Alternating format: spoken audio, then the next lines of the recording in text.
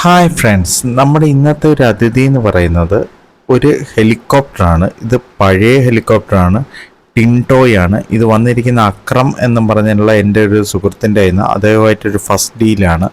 അദ്ദേഹത്തിൻ്റെ എല്ലാ ഡീറ്റെയിൽസും നമ്മുടെ FB ഇൻസ്റ്റാഗ്രാം പേജിലുണ്ട്. സോ ഇതും നമ്മുടെ കാർണിവോസ് ആൻറ്റിക് സ്റ്റുഡിയോയിലോട്ട് ലോഡായിട്ടുണ്ട്.